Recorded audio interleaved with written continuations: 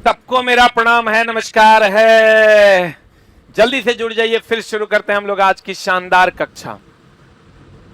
जल्दी से जुड़ जाइए, फिर शुरू करते हैं हम लोग आज की शानदार कक्षा को। ओए होए होए होए, अब आ जाइए गुरुजी, आ गए हैं भाई, एकदम आपकी सेवा में उपलब्ध है। पीपीटी दिख रहा है बढ़िया से रे?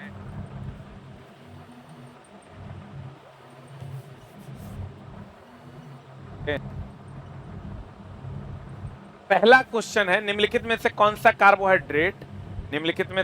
कार्बोहाइड्रेट प्राणियों को यकृत में संग्रहित होता है? कौन बताओ जल्दी से, कौन सा जो है प्राणियों के यकृत में संग्रहित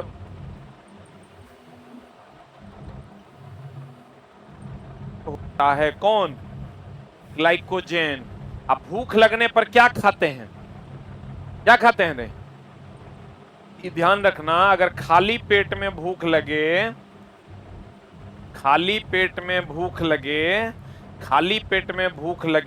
तो हम लोग ग्लाइकोजेन ही खाते हैं। सेलुलोज, इसे पचाने के लिए शाकाहारी की छोटी आंत लंबी,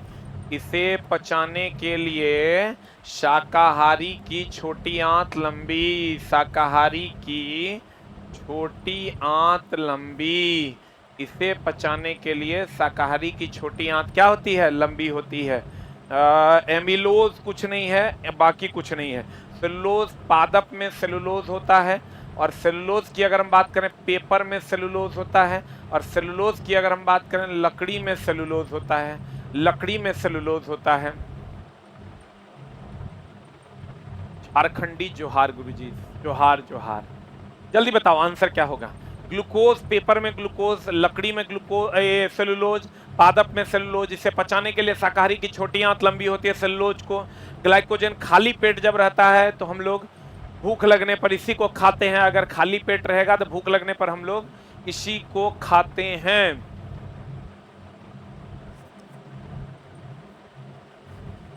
आंसर जल्दी बताओ।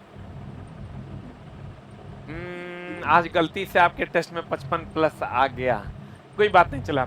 सेलुलोज पेपर में, लकड़ी में, पादप में, इसे पचाने के लिए छोटी आंत लंबी। ग्लाइकोजेन यकृत में जमा होता है। यकृत में एक और चीज है, चला, यकृत की अगर हम बात करोगे तो पित्त रस जो है, पित्त रस का स्राव होता है यकृत से। पित्त रस की अगर हम बात करें तो पित्त रस का श्राव जो होता है वो यकृत से होता है, और जमा जो होता है वो पित्ताशय में होता है। श्राव होता है यकृत से और जमा होता है पित्ताशय में। श्राव होता है यकृत से और जमा होता है पित्ताशय में। श्राव होता है यकृत से, जमा होता है पित्ताशय से। श्राव होता है यकृत से और जमा होता है किसमें? पित्ताशय। गरीब बच्चों के लिए भगवान है सर। अरे भाई, भगवान नहीं है, हम इंसान हैं, बस थोड़ा बहुत जो आता है वो पढ़ा देते हैं आपको। पित्त रस का स्राव होता है यकृत से, जमा होता है पित्ताशय में। अगला बात, हाल ही में भी प्रो, अरे तरीके ये क्वेश्चन चला हमारा है साइंस, हम करवाएंगे थोड़ा साइंस। अगला प्रश्न आपके स्क्रीन पर है, जल्दी से बता दो क्या है अगला प्रश्न। कहता है मिथेनॉल के संदर्भ में निम्नलिखित, मिथेनॉल बोले तो CH3OH, इसको हम लोग मिथेनॉल कहते हैं। मिथेनॉल को कास्ट स्पिरिट भी कहते हैं, मिथेनॉल एक रंगहीन द्रव है। अब इसका उपयोग फॉर्मल्डिहाइड के निर्माण में होता है। तीनों सत्य है कि तीनों असत्य है? जल्दी बताओ। मिथेनॉल की अगर हम बात करें, इस पर अगर हम बात करते हैं, चला मिथेनॉल पर, एनसीईआरटी का प्रश्न है, CH3OH, इसको हम लोग मिथेनॉल कहते हैं, इसको हम लोग डिनेचर्ड अल्कोहल कहते हैं, इसको हम लोग वुड स्पिरिट कहते हैं, इसको हम लोग वुड नेफ्या कहते हैं, इसको हम लोग methanol, denatured alcohol, would spirit या वुड नेफ्या के नाम से जाना जाता है। उसके बाद अगर हम बात करें, ये रंगहीन होता है, ये रंगहीन द्रव है। उसके बाद अगर हम बात करें, ये जहरीला अल्कोहल है, इससे पीने से आदमी अंधा, बहरा या पागल हो सकता है। इसके उपयोग से क्या क्या बनाते हैं? चला, फॉर्मल्डिहाइड बनाते हैं, फॉर्मल्डिहाइड से फॉर्मेलिन बनाते हैं, फॉर्मल्डिहाइड से फॉर्मेलिन बनाते हैं जिससे लाशों को सुरक्षित रखते हैं। कास्ट स्पिरिट भी इसको कहा जाता है, इसको हम लोग कास्ट स्पिरिट, इसको वुड अल्कोहल, जिसको वुड का मतलब कास्ट से ही है, कास्ट स्पिरिट भी कहा जाता है। आंसर बता दो क्या हो जाएगा। 1, 2 and 3 is the right answer. 1, 2 and 3 is the right answer. जल्दी से बता दो क्या हो जाएगा। तीनों ना, तीनों सत्य है। एनसीईआरटी का क्वेश्चन है, जल्दी से बता दो क्या हो जाएगा। 1, 2, 3 इज द राइट आंसर।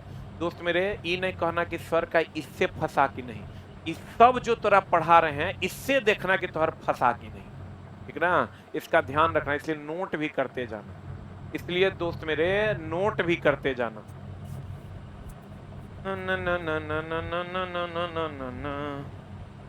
अगला प्रश्न CuCl2, CuCl2 की अगर हम बात करें, CuCl2 कॉपर जब ये हरा रंग देगा, बताओ जल्दी से कौन रंग देगा। कॉपर की अगर हम बात करें कौन रंग देगा, नीला हरा दे देगा।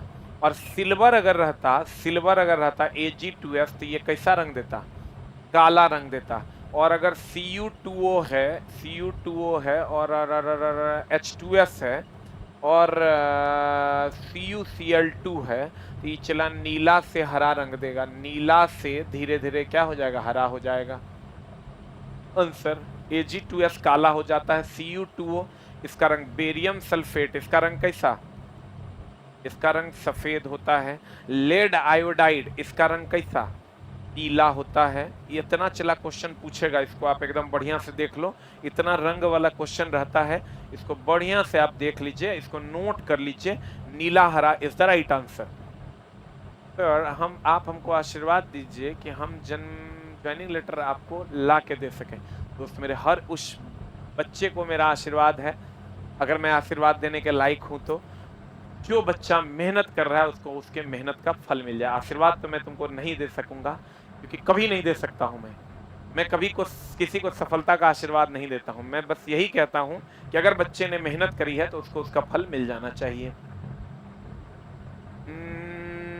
BaSO4 सफेद, लेड आयोडाइड पीला रंग देगा, लेड आयोडाइड जो है पीला रंग देगा। Ag2S काला, Cu2O H2S CuCl2 नीला से हरा रंग दे देगा। अगला अगला अगला अगला अगला क्वेश्चन आपके स्क्रीन पर ये रहा, अगला क्वेश्चन आपके स्क्रीन पर ये रहा।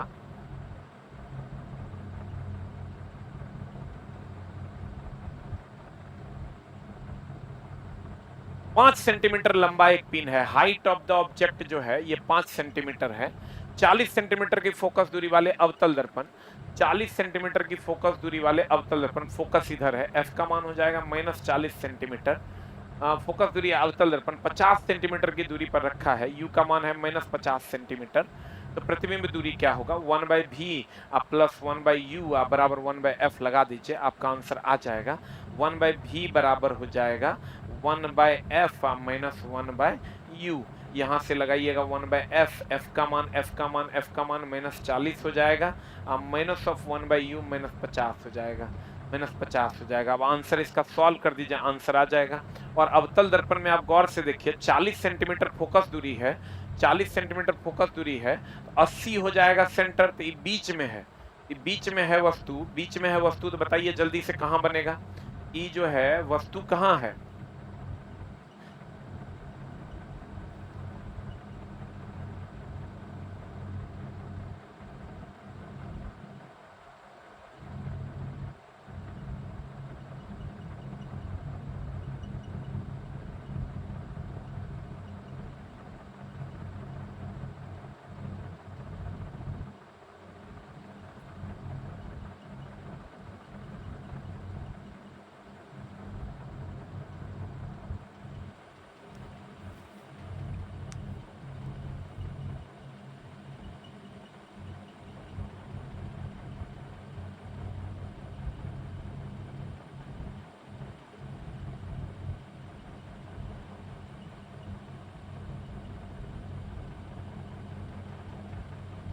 अब देखो चला, क्वेश्चन कह रहा है कि 40 सेंटीमीटर फोकस दूरी है, यहां से यहां तक 40 है और वस्तु 50 पर है, यानी यहां से सेंटर जो है ये सेंटर और फोकस के बीच में है। ऑब्वियस सी बात है दर्पण के पीछे नहीं बनेगा, दर्पण के सामने ही बनेगा। दर्पण के पीछे तब बनेगा जब फोकस और पी के बीच में रहेगा, तब दर्पण के पीछे बनेगा। फोकस और पी के बीच में अगर वस्तु रहेगा दर्पण के पीछे बनेगा, यहां इसके बीच में है, इसका मतलब दर्पण के सामने बनेगा। इधर है सामने, इधर है सामने और इधर है पीछे। तो बताइए आंसर क्या होगा, व्हाट इज द आंसर? इधर है सामने और इधर है पीछे, व्हाट इज द आंसर? सामने के पीछे क्या होगा आंसर? इसको सॉल्व कीजिएगा तो यहां से भी बराबर आ जाएगा 2 सेंटीमीटर, प्लस में कि माइनस में? 200 सेंटीमीटर आ जाएगा। इसको सॉल्व कीजिएगा ना तो ये आ जाएगा 200 सेंटीमीटर, प्लस में कि माइनस? माइनस में। तो ये आ जाएगा -2 सेंटीमीटर। अब माइनस आया था, इसे भी इधर होगा, इधर होगा तो दर्पण के सामने होगा। आंसर बताइए, जल्दी से आंसर बताइए। दर्पण के सामने 2 मीटर की दूरी पर, दर्पण के सामने कितना मीटर की दूरी पर? 2 मीटर की दूरी पर, दर्पण के सामने 2 मीटर की दूरी पर। आंसर ये अगर चला, इसको प्रैक्टिस किए होंगे तो जरूर आप ये बना लिए होंगे। इसका आंसर बता दीजिए क्या होगा। पीपीटी चला, पीपीटी का कलर ठीक है, देखो तो आज फिर चेंज किया है। पीपीटी का कलर अगर ठीक है तो एक टाइप करो, गड़बड़ है तो 2 टाइप करो। अगला प्रश्न आपके स्क्रीन पर ये रहा, क्या कहता है? यदि एक लोलक को भूमध्य रेखा से ध्रुव की ओर ले जाते हैं, ये लोलक है, ये लोलक है और ये है भूमध्य रेखा, ये है भूमध्य रेखा, ये है भूमध्य रेखा। सबसे बड़े भूमध्य रेखा को विषुवत रेखा कहते हैं, तो ये विषुवत रेखा भी है, ये विषुवत रेखा भी है। ये कौन रेखा है चला? विषुवत रेखा भी है। और ये जो है, दो सीधी बात, नो बकवास में आपका स्वागत करते हैं, ये है ध्रुव। ये क्या है चला? ध्रुव है। अब बढ़िया से देखना, पीपीटी ठीक है? बहुत सारे बच्चे कह रहे हैं ठीक है, कुछ बच्चे कह रहे हैं गड़बड़ भी है। अब पता नहीं आप लोग कैसे देखते हैं, हम एक बार देख लेंगे वैसे। अब देखो, आपको पता है यहां पर जी का मान होता है कम, यहां पर जी का मान कम और यहां पर जी का मान जो होता है वो अधिक होता है। इधर से इधर जब जाओगे ना तो जी का मान जो है कम से अधिक की ओर जाएगा तो बढ़ जाएगा। अब बढ़िया से देखो, यदि एक लोलक भूमध्य रेखा से ध्रुव की ओर जाएगा, ऐसे जाएगा, तो लोलक में टी बराबर होता है 2π√L/G। देख लो बढ़िया से, तो कहते हैं तो आवर्तकाल भूमध्य रेखा पर अधिकतम एवं ध्रुवों पर न्यूनतम होगा। भूमध्य रेखा पर अधिकतम, हाँ न्यूनतम होगा। ये क्यों? भूमध्य रेखा पर देखो जी का मान कम है, जी का मान कम है तो ये अधिकतम हो जाएगा। अब भूमध्य रेखा पर जी का मान, ध्रुव पर जी का मान अधिक है तो ये कम हो जाएगा। यहाँ पर टी का मान जो होगा वो कम हो जाएगा, क्योंकि जी का मान अधिक है, टी का मान कम होगा। यहाँ जी का मान कम है तो टी का मान जो हो जाएगा वो क्या हो जाएगा? अधिक हो जाएगा। अब क्वेश्चन कह रहा है अधिक न्यूनतम होगा, क्यों? गतिज ऊर्जा शून्य ने, स्थितिज ऊर्जा शून्य, वेग अधिकतम होने के कारण, गुरुत्वीय त्वरण के मान में परिवर्तन के कारण। आंसर बता।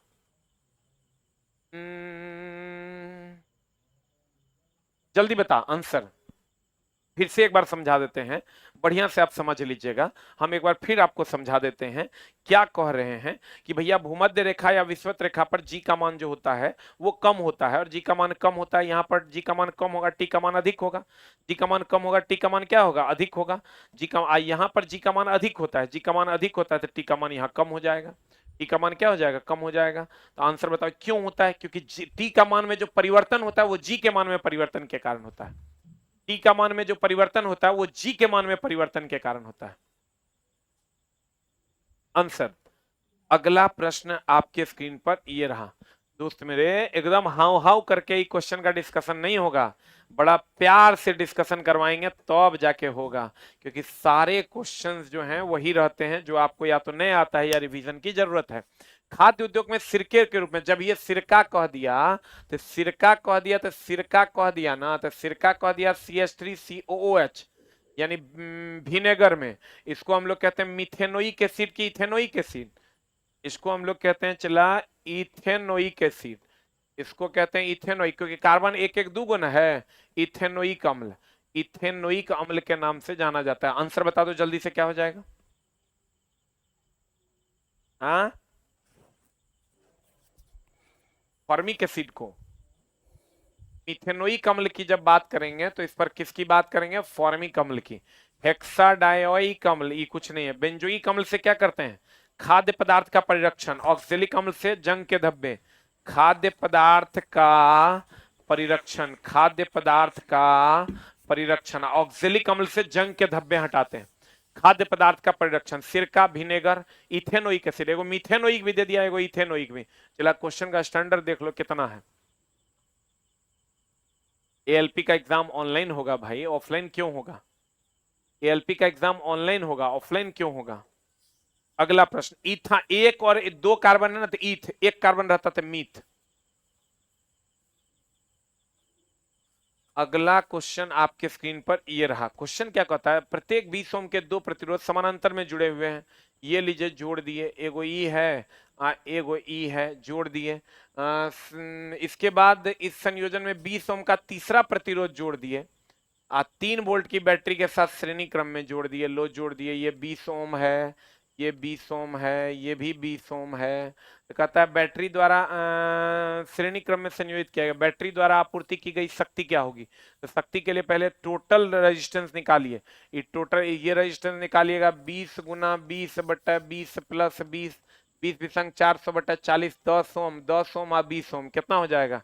आर टोटल बराबर 10 प्लस 20 बराबर कितना 30 ओम। हमको निकालना है शक्ति, वोल्टेज दे दिया हमको कितना 3 वोल्ट। तो P बराबर हो जाएगा v square by r, v square हो जाएगा 30 का स्क्वायर अब बटा वी स्क्वायर बोले तो कितना का स्क्वायर 3 का स्क्वायर अब बटा 30, यानी हो जाएगा 9 अब बटा 30, तो कितना हो जाएगा 0.30 is the right answer.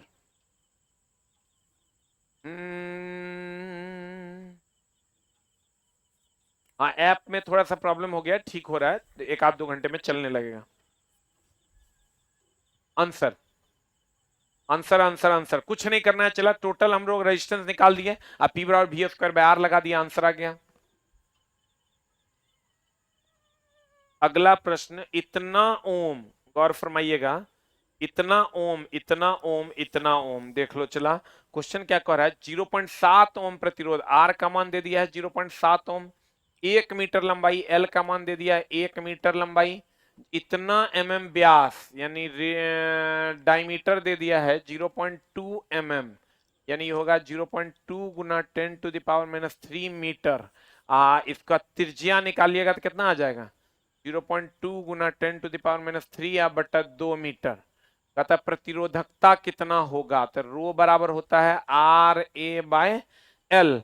Are A के जगह पर हम लोग लेंगे पाई आर स्क्वायर बटा एल। आर का मान कितना है, आर का मान है 0.7 गुना पाई, पाई का मान 3.14 या 22/7 ले लो।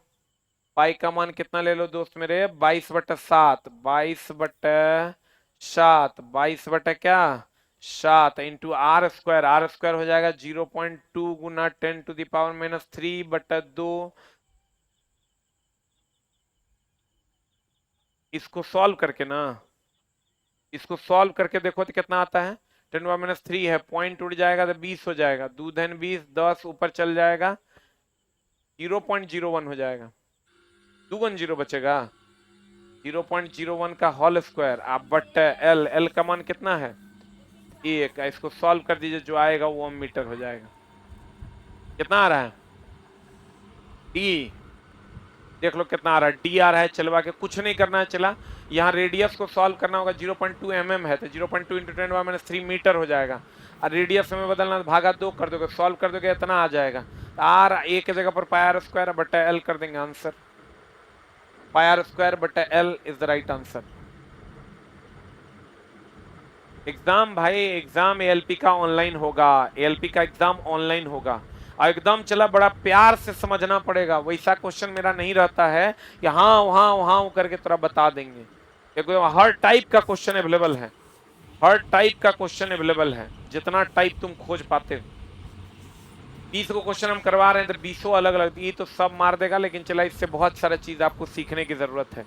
आप कहिएगा क्या क्या, एगो दाब का, एगो प्रतिबल का, प्रतिबल का, एगो चला प्रत्यास्थता गुणांक का, प्रत्यास्थता गुणांक का, प्रत्यास्थता गुणांक का, एगो आयतन प्रत्यास्थता गुणांक या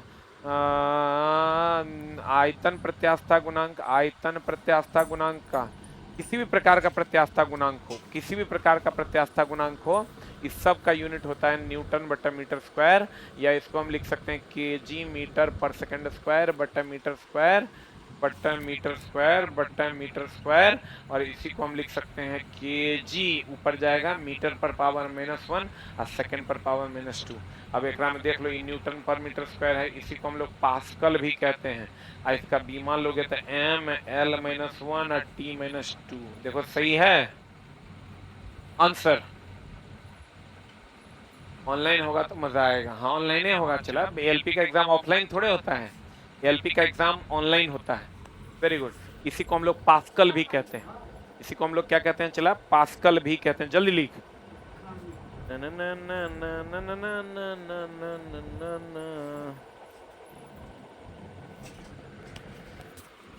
अगला प्रश्न आपके स्क्रीन पर ये रहा, जल्दी लिख। दाब, प्रतिबल, प्रत्यास्थता गुणक, न्यूटन बटा मीटर स्क्वायर, न्यूटन का केजी मीटर पर सेकंड स्क्वायर बटा मीटर स्क्वायर, केजी पर मीटर पर सेकंड स्क्वायर, इसी को हम लोग पास्कल कहते हैं। M L minus one T minus two, M L minus one T minus two. अगला प्रश्न, क्लोर क्षार प्रक्रिया द्वारा NaOH के निर्माण के दौरान निम्नलिखित में से कौन सा है? कैथोड पर। देखो कैथोड पर होता है माइनस चार्ज, इस पर आएगा प्लस,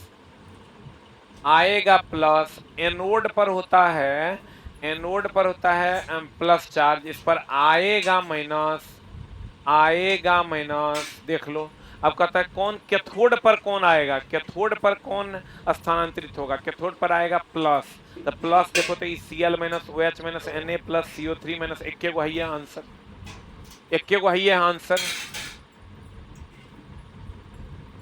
इक्के को है चला कर आंसर। देख लो एनोड कैथोड पर होता है माइनस चार्ज, इस पर आएगा प्लस चार्ज, एनोड पर होता है प्लस चार्ज, इस पर आएगा माइनस चार्ज। आंसर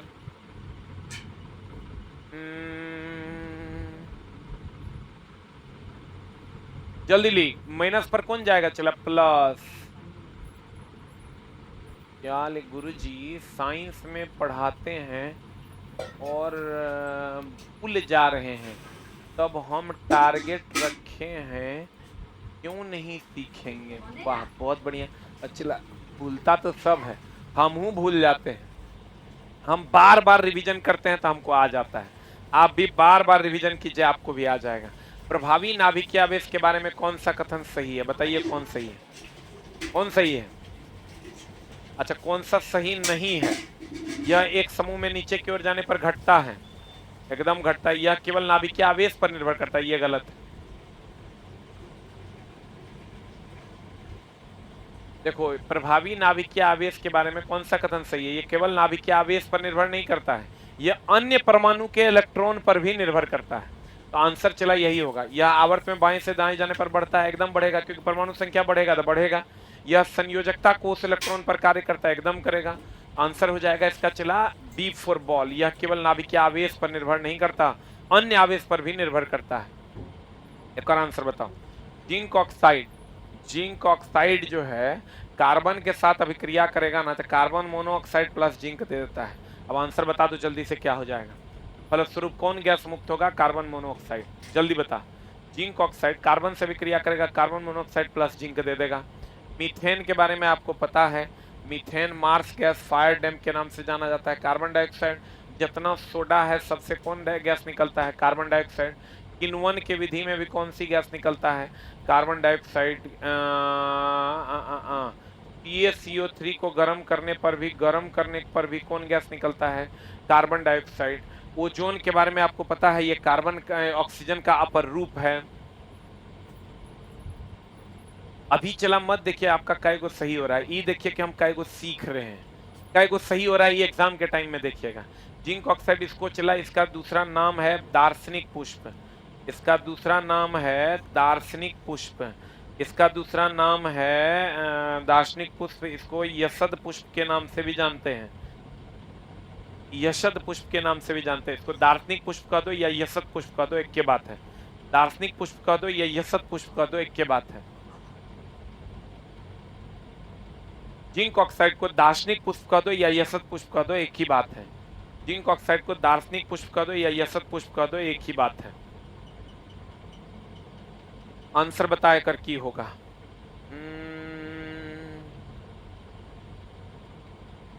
आंसर चला दी गई अभिक्रिया में संतुलित कौन है? तो संतुलित खोजना है, संतुलित खोजना है तो कुछ नहीं करना है, चला गिन देना है रिएक्टेंट और प्रोडक्ट में केकर बराबर है, केकर में बराबर है।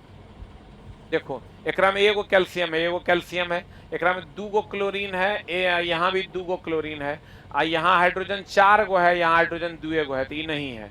यहाँ देखो एगो कैल्शियम है, एगो कैल्शियम है, क्लोरीन 2 गो है, क्लोरीन भी दूगो है, हाइड्रोजन दूगो है, हाइड्रोजन दूगो है, SO4 एगो है, यही बैलेंस है। रिएक्टेंट और प्रोडक्ट में खाली गिन देना है संतुलित के लिए, कुछ नहीं करना है। रिएक्टेंट और प्रोडक्ट में खाली गिन देना है, उसी से संतुलित हो जाएगा।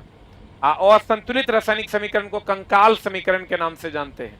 असंतुलित रासायनिक समीकरण को याद रखिएगा, एनसीईआरटी में दिया हुआ है, कंकाल समीकरण के नाम से जानते हैं। कहता संक्रमण धातुओं के भौतिक गुणों के संदर्भ निम्नलिखित कथनों पर विचार कीजिए ना विचार। सभी संक्रमण धातुएं अति कठोर तथा संक्रमण तत्व जब ये कह दिया ना, मतलब डी ब्लॉक, कौन ब्लॉक?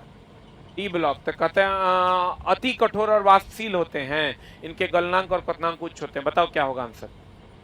हाँ, इनके गलनांक और क्वथनांक उच्च नहीं होते हैं। सभी संक्रमण धातुएं अति कठोर और वाष्पशील होते हैं। तो अगर वाष्पशील होंगे तो इसका गलनांक और क्वथनांक उच्च नहीं होता है, निम्न होता है। डी ब्लॉक में संक्रमण तत्व के नाम से जानते हैं और एफ ब्लॉक को अंतः संक्रमण तत्व के नाम से जानते हैं। आंसर बता दो क्या हो जाएगा? What is the answer? केवल एक इज द राइट आंसर। सही चुनना है। अच्छा, सही नहीं है, क्या हो जाएगा आंसर?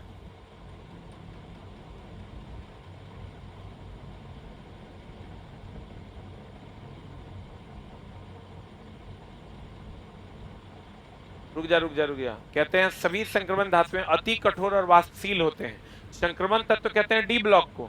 इनके गलनांक और क्वथनांक उच्च होते हैं। ये चला उल्टा हो गया, इनके गलनांक और क्वथनांक उच्च होते हैं, ये चला गलत है और ये सही है, क्योंकि इसमें धातु होता है। देखो, डी ब्लॉक में धातु होता है और धातु होता है तो इसका गलनांक और क्वथनांक उच्च होता है। वही अगर पी ब्लॉक की बात करोगे तो पी ब्लॉक में अधातु होता है। सही है, चला, पी ब्लॉक में अधातु होता है और अधातु का गलनांक और क्वथनांक निम्न होता है। इसका गलनांक एंड क्वथनांक जो होता है, इसका गलनांक और क्वथनांक जो होता है, गलनांक और क्वथनांक जो होता है वो निम्न होता है। गलनांक और क्वथनांक निम्न होता है। यही अगर आप डी ब्लॉक में करोगे, डी ब्लॉक या एस ब्लॉक के तत्व अगर करोगे तो डी ब्लॉक या एस ब्लॉक के तत्व में धातु है। डी ब्लॉक या एस ब्लॉक के तत्व में क्या है? धातु है। धातु है तो इसका गलनांक और क्वथनांक उच्च होगा। गलनांक एंड क्वथनांक जो है, गलनांक और क्वथनांक उच्च होता है। गलनांक और क्वथनांक उच्च होता है। जल्दी से लिख लो। ना ना ना ना ना ना ना ना, जल्दी से लिख लो। चला, पी ब्लॉक आप कहिएगा कैसे, तो आपको पता होगा इधर धातु है इधर अधातु है, इधर है एस ब्लॉक, इधर है पी ब्लॉक, का बीच में है डी ब्लॉक। तो डी ब्लॉक इधर जो है धातु में आता है, अब पी ब्लॉक इधर है अधातु में आता है। आंसर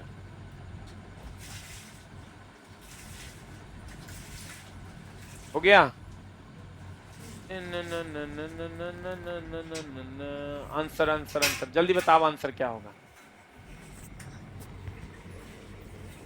जल्दी बता। सभी संक्रमण धातुएं अति कठोर, और अति कठोर ठीक है लेकिन वाष्पशील नहीं होती है। इसके गलनांक और क्वथनांक उच्च होते हैं। ये गलत है और ये सही है। कह रहा है क्वेश्चन कौन सही नहीं है, तो केवल एक सही नहीं है, दो तो सही है। केवल एक सही नहीं है, दो सही है। पी ब्लॉक में अधातु होता है, गलनांक और क्वथनांक निम्न होता है। एस ब्लॉक की अगर हम बात करें, डी और एस ब्लॉक, तो इसमें धातु होता है, इसके गलनांक और क्वथनांक उच्च होते हैं। एस और डी ब्लॉक में के गलनांक और क्वथनांक क्या होते हैं? चला, उच्च होते हैं।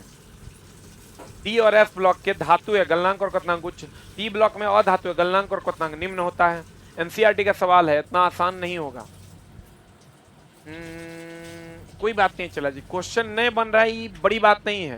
क्वेश्चन आप सीखने की कोशिश नहीं कर रहे हैं, ये बड़ी बात। क्वेश्चन नहीं बनेगा, कोई बात नहीं, नहीं बन रहा है, कोई बात नहीं। अगला प्रश्न आपके स्क्रीन पर ये रहा, बताओ आंसर। इनमें से कौन सा आणविक सूत्र चक्रीय हाइड्रोकार्बन? बेंजीन। बेंजीन टाइप का जो होगा वो चक्रीय होगा। यहां आंसर बता दो क्या हो जाएगा? C6H12 चक्रीय है। C6H12 जो है चला, ये चक्रीय है, मतलब साइक्लिक बनाएगा। निम्नलिखित में से कौन सा ऐसा विक्रिया जिसमें ऑक्सीकरण और अपचयन दोनों होगा? रिडॉक्स में। रिडॉक्स में क्या होता है? चला, इस सब का गुण है, देख लो। उष्मा शोषी, उष्मा ग्रहण करेगा, ये तो एकदम सरल है। उष्मा ग्रहण करेगा, बीपीएससी टीआरई में पूछा था इस बार, महा सरल क्वेश्चन। रिडॉक्स अभिक्रिया जिसमें ऑक्सीकरण अवकरण दोनों होगा, जिसमें ऑक्सीकरण भी होगा एंड अवकरण भी होगा, ऑक्सीकरण अवकरण दोनों होगा। उष्मा क्षेपीय अभिक्रिया, ये उष्मा देगा, ऊष्माक्षेपीय विक्रिया, ये ऊष्मा देगा, उपर्युक्त में से कोई नहीं। आंसर हो जाएगा ऑक्सीकरण अपकरण दोनों हो रहा है, रेडॉक्स विक्रिया। एक होता है बफर विलयन। बफर विलयन वह विलयन है जिसमें अम्ल और क्षार की थोड़ी सी मात्रा मिला दोगे तो उसकी अम्लीयता और क्षारीयता पर कोई असर नहीं पड़ेगा। जैसे एक बाल्टी पानी में एक चीनी का दाना गिरा दोगे, उसके मिठास पर कोई असर नहीं पड़ेगा। वैसे ही बफर विलयन वैसा विलयन है जिसमें अम्ल और क्षार की थोड़ी सी मात्रा मिला देने पर उसकी अम्लीयता और क्षारीयता पर कोई असर नहीं पड़ता है। आंसर रेडॉक्स विक्रिया कहते हैं उसको। ऊष्मा ग्रहण करता है ऊष्मा शोषी, ऊष्मा देता है ऊष्माक्षेपी। आवहो राजा, आंसर बताव का होई। ये क्वेश्चन कहता है निम्न स्थितियों में प्रेरित विभवांतर परिमाण और दिशाओं पर विचार कीजिए। इसी चुंबक के उत्तरी ध्रुव को एक अस्थिर कुंडली की ओर रखकर 1 मीटर पर सेकंड की चाल से गतिमान करते हैं। ये मान लो कोई अस्थिर कुंडली है, अस्थिर कुंडली है और ये गैल्वेनोमीटर लगा हुआ है और एक चुंबक जो है इसकी ओर 1 मीटर, ए नंबर ऑप्शन कह रहा है कि जो चुंबक है ये 1 मीटर पर सेकंड से गतिशील है। चलो बी नंबर क्या कह रहा है, बी नंबर कह रहा है उसी चुंबक के दक्षिणी ध्रुव को उसी अस्थिर कुंडली की ओर रखकर उसके 1 मीटर पर सेकंड की चाल से गतिमान करते हैं। इधर उत्तरी ध्रुव रखते हैं, एक बार क्या करते हैं कि चुंबक का दक्षिणी ध्रुव रखते हैं तो भी इस कुंडली की ओर गतिशील रखते हैं 1 मीटर पर सेकंड से। अब कह रहा है क्या होगा, प्रेरित विभवांतर का परिमाण डैश होगा और उपरोक्त दोनों स्थितियों में उनके चिन्ह क्या होंगे। प्रेरित विभवांतर तो समान होगा। देखो मैग्नेट की ओर ले जा रहे हैं, चाहे नॉर्थ पोल ले जाओ कि साउथ पोल ले जाओ, मैग्नेट का छोर बदल देने से उसका चिन्ह बदल जाएगा। पॉजिटिव निगेटिव हो जाएगा, निगेटिव पॉजिटिव हो जाएगा। क्योंकि गति समान है तो फ्लक्स भी समान कटेगा, विभव भी सेम जनरेट होगा। लेकिन पोल बदल दिए तो भैया प्लस माइनस हो जाएगा, माइनस प्लस हो जाएगा। तो कह रहे हैं प्रेरित विभवांतर का परिमाण समान रहेगा क्योंकि गति समान है और दोनों स्थितियों में चिन्ह क्या हो जाएगा, विपरीत, यानी कभी प्लस माइनस हो जाएगा, माइनस प्लस हो जाएगा। समान और विपरीत is the right answer. C for cat is the right answer. दोस्त मेरे एनसीईआरटी का सवाल है, एकदम बढ़िया से देख लो। अगर किसी क्वाइल की ओर मैग्नेट को ले जाया जाता है तो अगर 1 मीटर पर सेकंड से दोनों का वेग है तो समान विभव जनरेट होगा। लेकिन चूंकि नॉर्थ को साउथ, साउथ को नॉर्थ कर दीजिएगा तो भैया पलटी मार देगा, प्लस माइनस हो जाएगा, माइनस प्लस हो जाएगा। आंसर अगर कहते हैं सब क्वेश्चन के पप्पा एनसीईआरटी, राइट आंसर। जल्दी बता, अगले प्रश्न की ओर चलते हैं हम लोग। और today's second last question is, sound कम आ रहा है, कोई बात नहीं, थोड़ा सा मैनेज कर लो, हम बढ़वा देते हैं। अगला प्रश्न, समान प्रतिरोध। हेने और एक क्वेश्चन की कह रहा है समान प्रतिरोध वाले दो तार ला, एगो आर आ दूसरों के हो गलो आर। दो तार के अनुप्रस्थ कांटों का क्षेत्रफल का अनुपात यानी A1/A2 जो है वो है 1/9 और लंबाइयों का अनुपात L1/L2 जो है वो है 3/2। तो प्रतिरोधकताओं का अनुपात क्या होगा, तो रो बराबर होता है ρ1/ρ2 बराबर आर, तो सेम है A1/L1। अब सेम में भागा दे देंगे, भागा अगर दे देंगे तो भागा दे देंगे तो ये हो जाएगा R A2/L2 L2, क्योंकि रो बराबर क्या होता है, रो बराबर होता है रो L RA/L। यहाँ से अगर हम करते हैं तो RR कट जाएगा, RR जब कट जाएगा तो क्या हो जाएगा A1/L1 गुना L2/A2। और दोस्त मेरे सबका अनुपात हमरा पता हो तो एक पुट करके आंसर ले आ। सबका अनुपात हमको पता है, इसको पुट कीजिए, आंसर आ जाएगा। A1/A2 का अनुपात कितना है, इसको हम लिख सकते हैं A1/A2 बराबर into L2/L1 into L2/L1। A1/A2 कितना दिया है 1/9 इंटू L2/L1 कितना दिया, L2/L1 हो गया 2/3, ये हो गया चला 2/27, यानी 2:27 is the answer. 2:27 is the answer. R समान है A1/L1 A2/L2। भैया A1/A2 A1/L1 बराबर L2/A2 हो जाएगा। काट खोट के आंसर ले आएंगे 2/27 इज द राइट आंसर। गुरुजी आज लेट हो गया, माफ करिएगा। एकदम माफी है चला जी, लेकिन कल माफी नहीं है, कल आप टाइम से आ जाइएगा। आंसर अगला अगला अगला। हम चला ने तोरा कहीं से माफी नहीं मिलेगा अगर तुम डेली डेली कुकृत करता है तो। दोस्त मेरे, तुम्हारा एकमात्र दोस्त है वो है तुम्हारे मम्मी पापा। अगर उसके लिए कुछ कर सकते हो तो कर लो, बाकी जितने दोस्त हैं 6 महीना के बाद नहीं मिलेंगे, ये तुम जान लो। इसलिए तुम्हारा एकमात्र दोस्त है वो है तुम्हारे mummy papa. And today's last question is on the screen. समुद्र तल की तुलना में अधिक ऊंचाई पर सांस लेना कठिन क्यों होता है? अधिक ऊंचाई पर वातावरण कम सघन होता है। आंसर ए की बी। अधिक ऊंचाई पर वातावरण कम सघन होता है क्योंकि ऊंचाई बढ़ने के बाद विरलता बढ़ती है। अधिक ऊंचाई पर गैसों का विसरण। Answer A for Apple. और है ये क्वेश्चन और है, चलो लास्ट खत्म। आए है ये तो मार देगा चलवा हमारे। 90 डिग्री पर महत्तम, 0 डिग्री पर न्यूनतम। एक प्रबल चुंबक को किसी अस्थिर कुंडली की ओर ले जाया जाता है, तब चुंबक में गति की दिशा कितना फट से मार देना है। चला 90 डिग्री पर सब कुछ महत्तम होता है, चुंबक कहे या बल कहे। 0 डिग्री पर सब कुछ न्यूनतम होता है। 0 डिग्री पर सब कुछ क्या होता है दोस्त? न्यूनतम होता है। 90 डिग्री पर अब बहुत जल्द चला railway special foundation batch full और साइंस मैथ रीजनिंग सबका स्पेशल फाउंडेशन बैच आ रहा है सोमवार से। सोमवार से स्पेशल फाउंडेशन बैच आ रहा है। कितने बच्चे चला करंट अफेयर्स पढ़ना चाहते हैं? जो बच्चे करंट अफेयर्स पढ़ना